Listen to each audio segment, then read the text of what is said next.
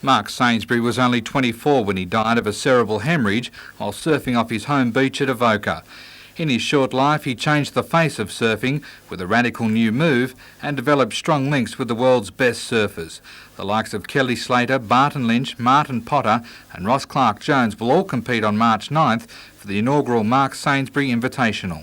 They're actually coming up here on the day to give their time and effort because of Mark and because of their feeling for their fellow man, I guess. In fact, world champions for the last 10 years will compete, and they'll be doing it all for not a cent in prize money. Well, I think it's an indication of the respect they had for Mark and his surfing and how well the guy was liked on the tour and in the surfing community. After the final, there will be a huge rock concert on the beach. The $12 entry fee will go towards establishing the Mark Sainsbury Surfing Scholarship. We're hoping that we can send 6 of our best up-and-coming young surfers overseas, and of course that will benefit the coast enormously. Tickets go on sale around New South Wales tomorrow.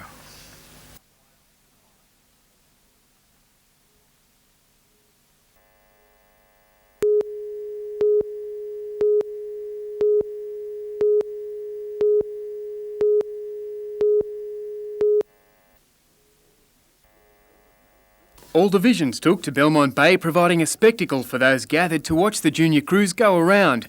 But in the boats it was a long hot afternoon. Rounding the buoys looked more like a slow-motion wrestling match as craft clamoured for an advantage. An array of boats are taking part in the 18th regatta, from the smallest sabos through to the diamond class and racing yachts.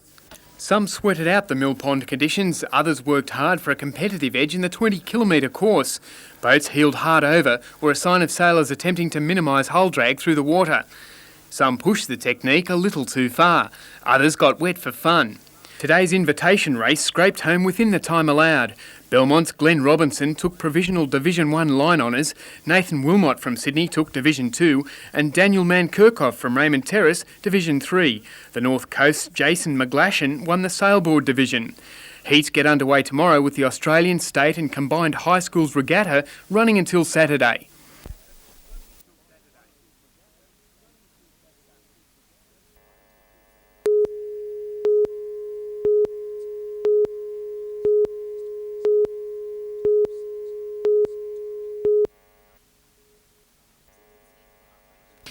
After 2 weeks of frustrating mistakes and outstanding form from reserve grade, selectors felt it was time for a shake-up.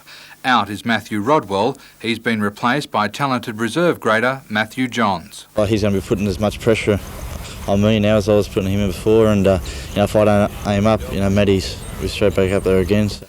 Tony Butterfield will also get a start at the expense of Mark Sargent. Sarge will be warming the bench. Most of my bench experience was in the early days at Canterbury and probably in rep sides and that, so it's a little bit of a culture shock, I suppose. Butterfield has been waiting in the wings all season and has been impressive when he's come on. Anthony over the last 3 or 4 weeks has been getting better and better and better, and in the context of that we believe he's fractionally in front of Sarge and he's earned the spot. The axe has also fallen on fullback Brad Godden. He suffered a hip injury last week but is expected to be well enough to play reserve grade. I don't think I'd be out of place in saying that Robbie O'Davis just seems to have that little bit more spark about him at the moment. Every time he's gone to fullback, he's just added that little bit that we're looking for, so he's earned the right to get that spot. The full team is O'Davis, Herman, Brunker, Kemp, Ainscoe, Matthew Johns, Martin, Hagan, Glanville, Boyd, Harrigan, McCormick and Butterfield.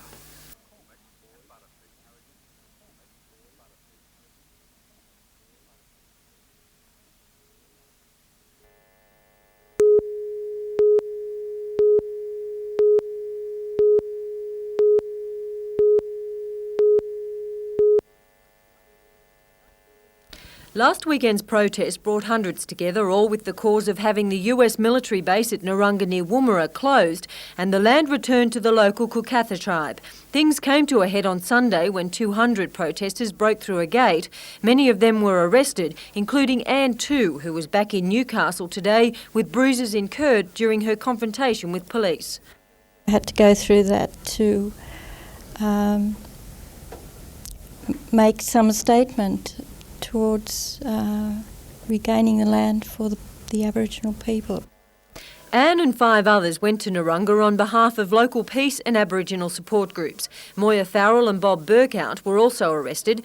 They walked 11 kilometres from their camp around fences and to the back of the military base to demonstrate on the Sunday night. Mr Burkout believes the base serves no benefit to Australia and that the protest has opened the public's eyes to the real objectives of the base. Information from it goes to buyers of Patriot missile systems. And that at present includes Israel, Turkey and Saudi Arabia. He says the weekend's event is the beginning of a 3-year campaign to persuade the government to terminate the Americans' lease, which expires in 1998. Catherine Lamond, NBN News.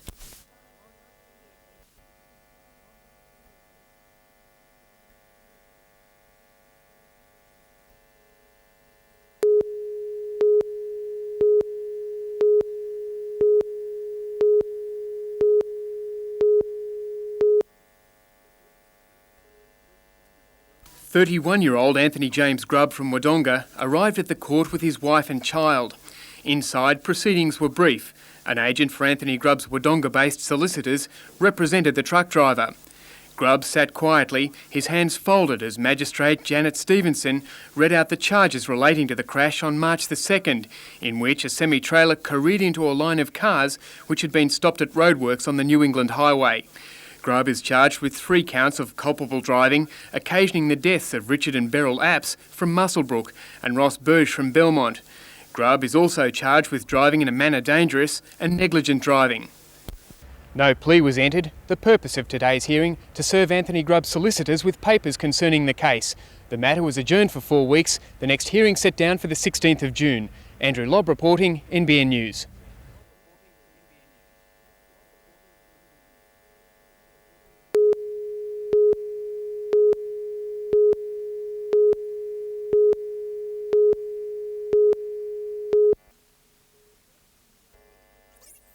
It was wet and the roads were slippery at Rainbow Flat south of Taree today. Shortly after 1:30, this Toyota Crusader was travelling north when it veered onto the wrong side of the road and skidded into the path of an oncoming Commodore station wagon. The female passenger of the Crusader, aged in her 50s, died at the scene. The elderly male driver was taken to Manning Base Hospital where he's in a critical condition. The 2 occupants of the other car were treated at the scene for minor injuries.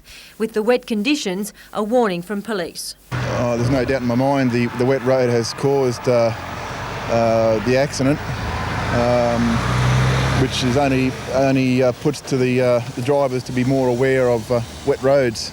Emergency crews were also kept busy on the Central Coast after 2 cars collided head-on Scenic Drive at Budgewoi. 5 people were injured in the accident, 1 trapped for some time. The road was closed while paramedics treated the injured and the rescue helicopter landed. 3 people, a 20-year-old female, a 22-year-old male and a boy aged 7, were flown to John Hunter Hospital in Newcastle. The 7-year-old suffered major head injuries and is in a serious condition. The other 2 remain stable. They have multiple fractures and suspected spinal injuries. 2 others, a girl and a boy aged in their late teens, were taken by road to Wyong Hospital. They suffered minor injuries and are in a satisfactory condition. Catherine Lamond, NBN News.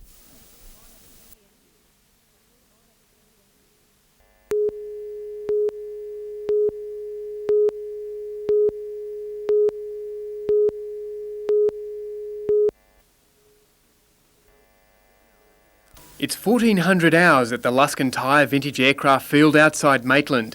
All's quiet except for the stirrings of a new arrival in the crowded hangar.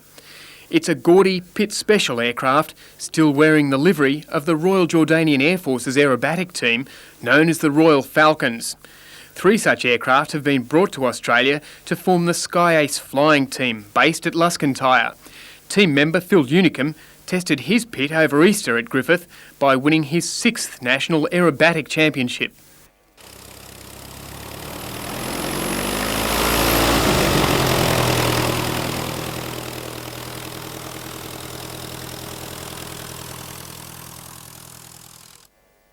The 3rd day is the worst one, that's the unknown.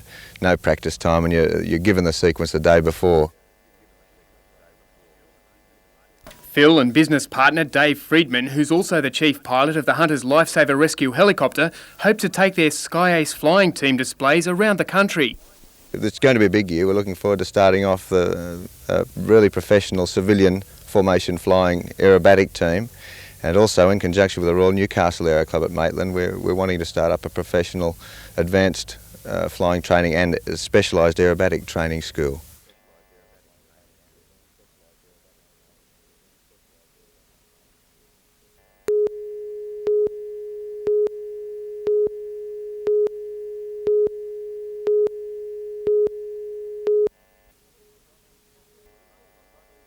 The former Russian Costa Zoo, who is now based in Sydney with promoter Bill Mordy, was set to fight former IBF lightweight champion American Jimmy Paul at the Newcastle Entertainment Centre on May 7. But today it was revealed negotiations have begun between Mordy and American promoter Don King to get the fight to Las Vegas on May 8. Brad Mellon from the Entertainment Centre said he believed the fight would stay in Newcastle.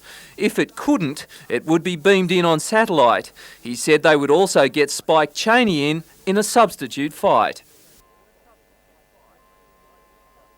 The fight mix-up follows on the heels of the controversy last month when Troy Waters pulled out of a bout just minutes before he was expected to fight.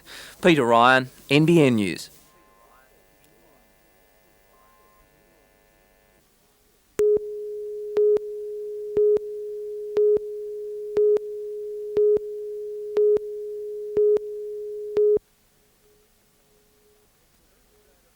It will be the turn of Newcastle steelworkers to meet tomorrow to consider what, in the face of recession and high unemployment, seems a generous offer by BHP. A 5% pay rise immediately in response to the last wage case linking increases to productivity gains, and a further 3% in 12 months' time to take account of cost of living adjustments. While the Federation of Industrial Manufacturing and Engineering Employees is happy, it still wants more. 6 months after that, discussions will take place between the union and company in respect of a further, in our view, at least 3 or 4% increase to the award.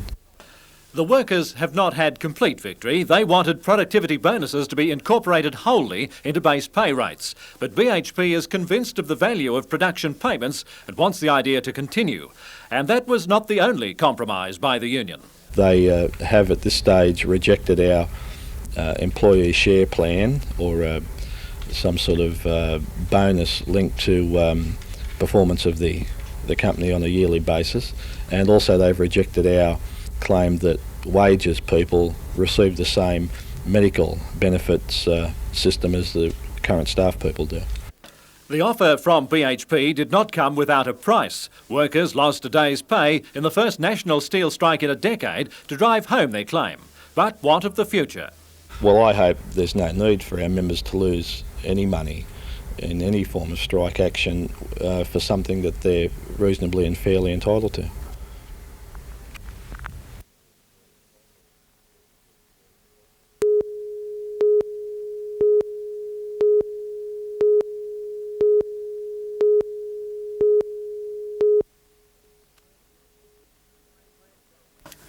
Plans for a weekend detention centre were hounded out of Newcastle by residents' protests and the City Council's flat refusal to the state government. The Department of Corrective Services has now focused its attention on Maitland, and a delegation today attempted to stem growing opposition to the plan. State member Peter Blackmore and Mayor Bob G met with Corrective Services Regional Commander Ken Middlebrook and Jail Governor Max Ayrton for a tour of the Maitland lockup. We're only just looking at the site and the infrastructure at Maitland Jail, and we're yet to approach the council and have formal talks, but at this stage we're only just having a look at the site to see whether it's suitable for our purpose. With work on a new maximum security wing underway, it's possible that other areas of the jail may be converted to house weekend detainees, but a development application is expected within the next 12 months to build a centre just west of the jail. The proximity of the site to schools and public transport has angered P&C members. I think that's very much an emotive sort of argument that's been put up, but we certainly have got a lot of work to do to talk to the community, to the schools in the area, and of course the council. And it's very much our intention to talk to all those groups. It's quite a formidable spearhead to get planning and also corrective services members here for a tour of the jail. Yes, it is. Do you think that in any way points to the probability that this would be a preferred option? I doubt it. I think a lot of water is yet to flow under the bridge.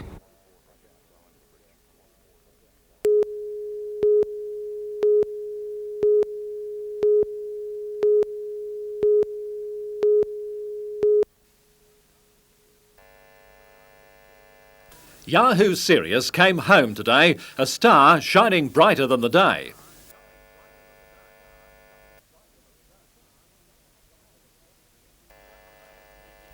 That's home as in NBN Television in Newcastle, where Yahoo worked as a film editor and later director in the late 70s.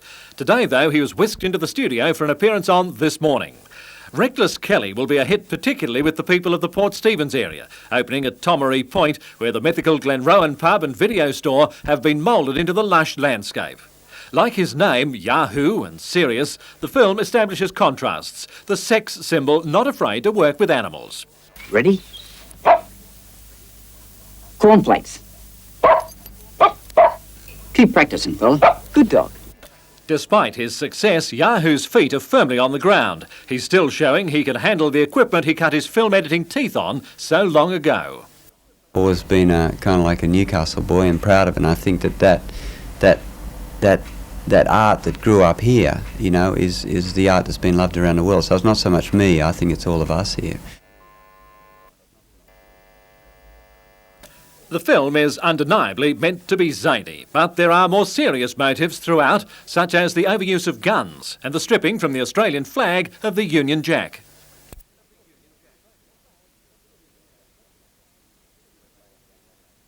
We've laid down a time capsule of what it is to be an Australian at this point, and I think long after we're all gone, in a couple of 100 years, they'll be able to look at this film, and I think much more than you know any recent films I can think of, it'll reflect us in our time.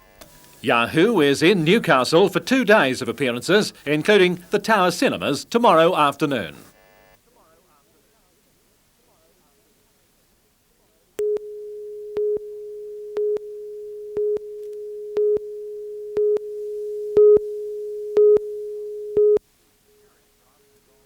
Carriage driving involves 3 people racing a carriage through a marathon obstacle course. It began in England 20 years ago under the guidance of the Duke of Edinburgh. Denise Lute and Denise Griffin, both of Glen Innes, are the first women from the north to represent Australia in this sport. They're due to leave in July with the rest of their team of 3 men from South Australia, Victoria and Coffs Harbour. The ladies' selection followed their win in the Australian titles last year. In spite of not being able to compete in the Nationals this year due to sick horses, they were nominated by the Australian Driving Society. We're aiming high. I guess it'd be foolhardy to say, yes, we are going to win, but we are aiming high and we're going to put our best foot forward. Carriage driving, like any other sport, demands dedication and hours of training. For the Glen Innes women, it's a labour of love. It's wonderful. It's great fun.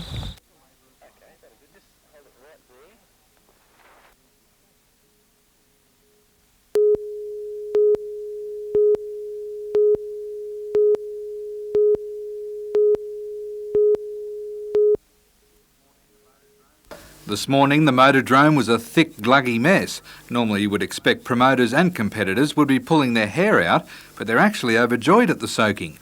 The soft mud gives the cars better traction and speed. Well, then it's very slow, a lot of sliding, a lot of spins, and then either they get real tacky and fast, which is like clay goes like tacky, or it'll chop up and go rough. 22-year-old Lear is one of the form drivers around and a hot tip to take out the championship. His car is only a few months old, and in this morning's practice he found a mechanical problem that could have meant disaster on race night. Well, it was leaking methanol, so you know anything could happen, but we're going to fix the problem so there's no fuel leak, because fuel there's fire. Lear won't have it all his own way though. He still has to beat racing's old guard. Leading veteran Graham Parton will be doing his best to win, but he doesn't begrudge the sport's up and coming. No, it's very good because we won't always be around. You know, eventually we'll have to give it away, and we want, you know, the sport is building up and getting better all the time. We're getting more and more cars. Speed cars won't be the only races on Saturday. There's also a full program of street stocks and modified rods.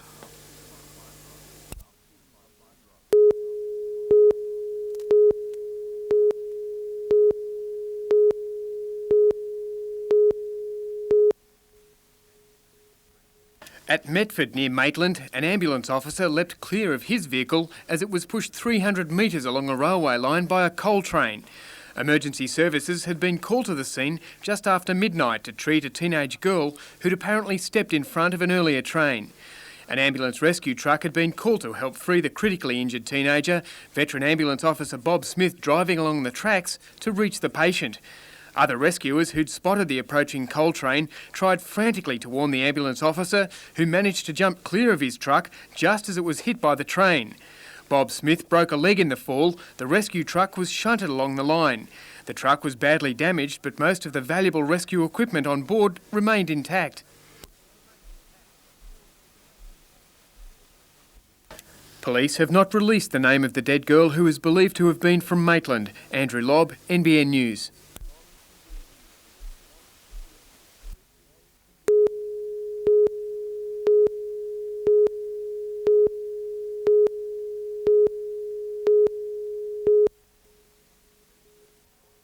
This dirty pond beside the Williams River Caravan Park at Clarencetown contains effluent from an overworked park septic system. Just 100 metres away, 10 people live permanently. Over holiday breaks like Easter, the park's population increases tenfold and sewage overflows into the transpiration pond and into the river just below.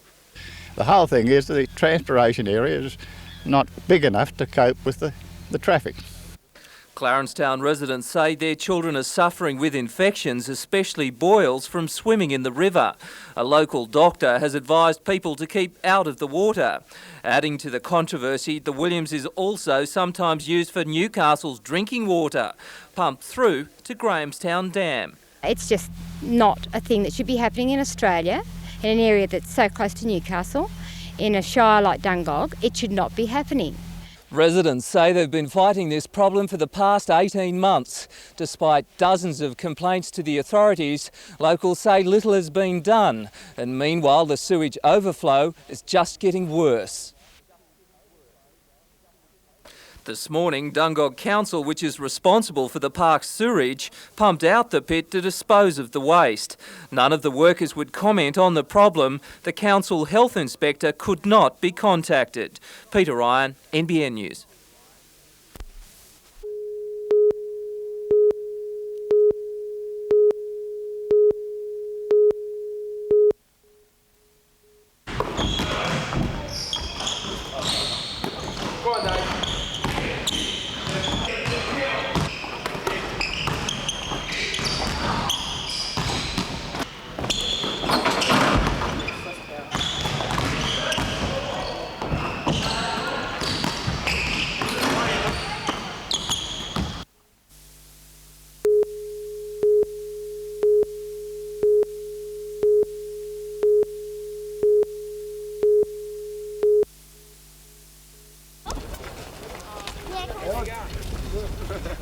Getting better though, it should be right.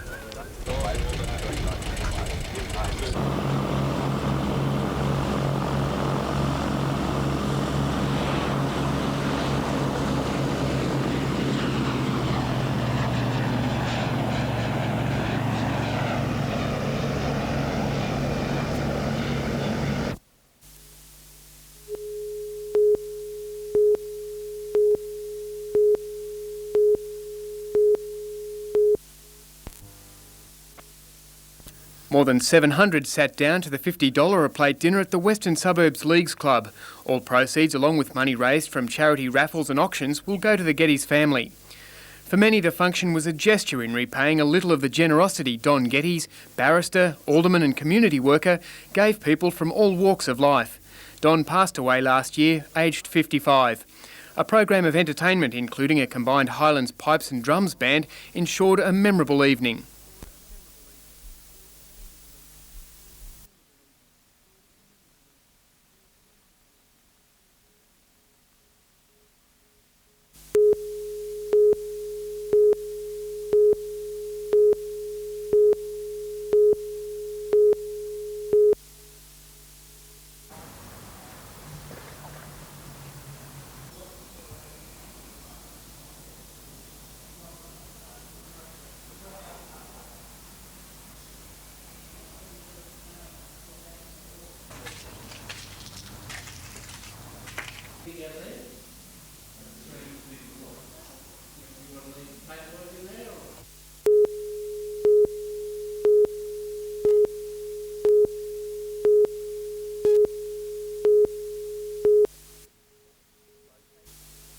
Located on top of the kiosk at Port Macquarie's Town Beach, the new radio centre is a dream come true for the 15 members of the Sea Rescue team. The benefits we get from here, we have got the side of the bar at all times. We can see any troubles that might happen on the bar. We can also guide boats across the bar from our radio base with radio contact. They had been operating out of the home of Fred Denning for almost 24 years. The new control centre is dedicated to the memory of Mr Denning, who started the Sea Rescue team in 1967 to monitor craft and their safety on the waterways of Port Macquarie. Community donations and hours of fundraising has allowed the centre to go ahead, built for around $25,000. Now known as the Port Macquarie Marine Radio Coordination Centre, operators can actually monitor seacraft on the notorious bar off Town Beach and in the mouth of the Hastings River.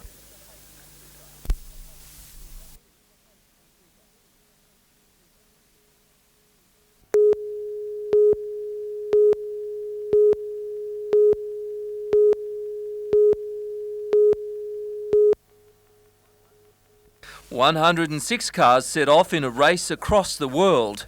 All are at least 25 years old and they're aiming to reach Sydney in just 30 days. The oldest entrant is 66-year-old Pam Durham, driving a 40-year-old Morgan. 25 years ago, Andrew Cowan won the race in a Hillman Hunter. He's hoping to take line honours again when they reach the Opera House on May the 16th.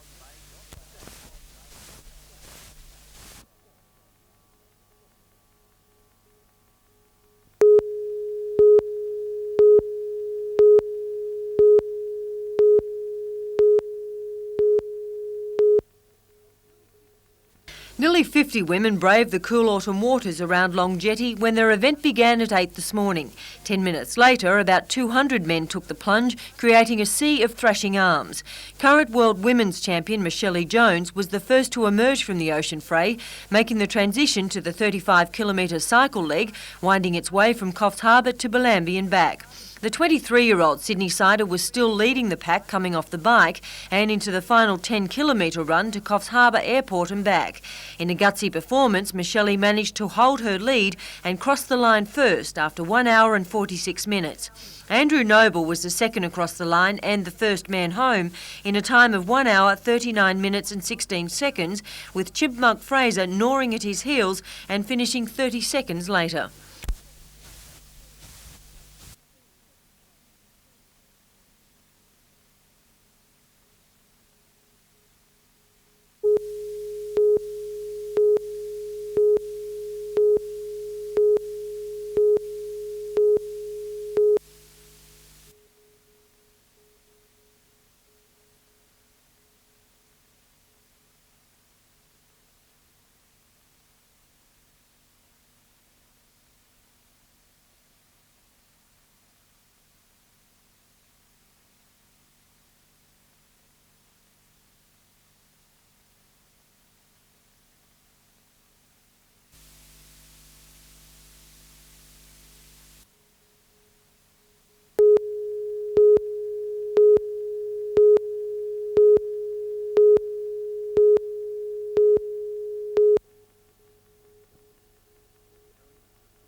Going into the fourth quarter at the Newcastle Entertainment Centre, and things looked grim for the Falcons as a 20-point lead was being whittled away by the Suns.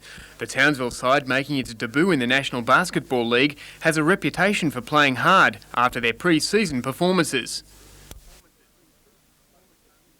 But the Suns' late charge broke down when Olympic gold medalist Remus Kurtinatis was fouled out. Falcons imports Terry Dozier with 34 points and Everett Stevens with 26 kept the home flag flying. Final score: Newcastle 110, Townsville Suns 106.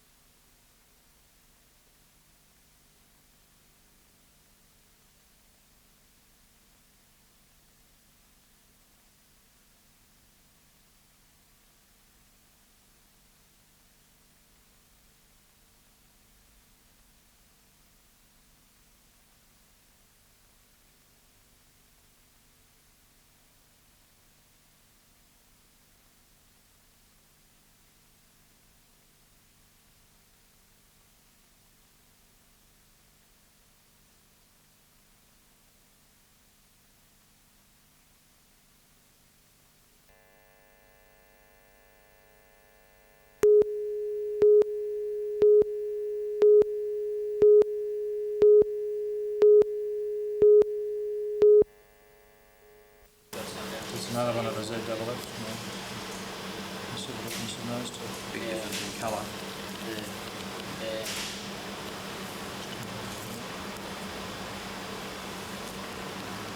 You look so? Yeah, it's all good. And but if not, if it's our last few days. How long has it been going?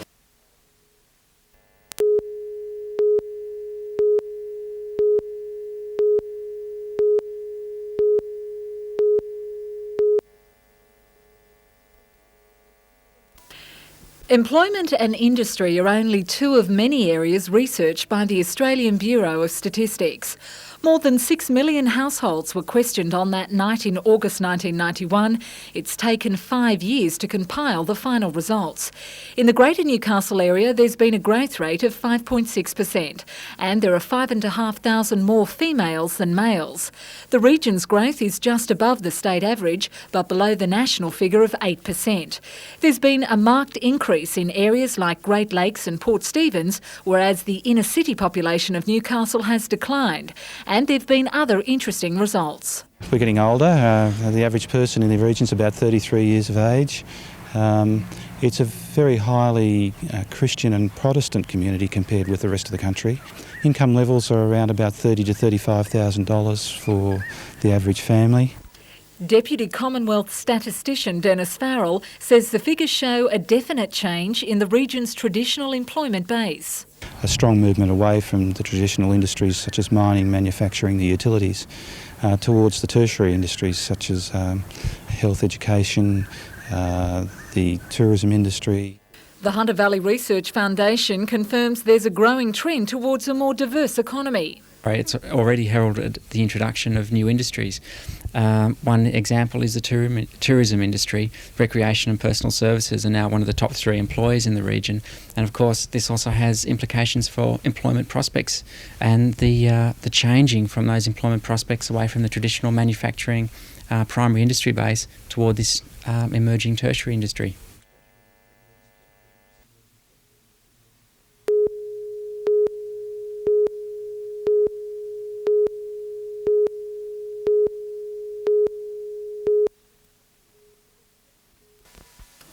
Westralia's original plans have been left high and dry at Four Jacks floating dock. The 14-year-old replenishment vessel sailed into Newcastle Harbour early January for repair work and was due to leave mid-April. But the Navy has decided to carry out extra repairs. A lot of it's anti-corrosion, a lot of it's repair of pipework, a lot of it's been looking after the insides of tanks, and there's been some limited mechanical work being done on the engineering side as well. According to Commander Bill Garner, the repair bill will run to around $12 million.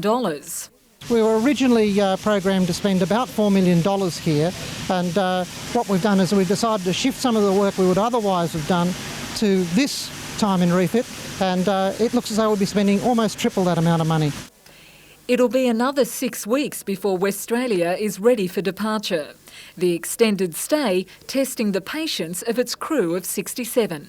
Most of them are from Western Australia, and we've been getting a lot of them home on leave and so on, but some are a little homesick, and most of them are very, very keen to get to sea.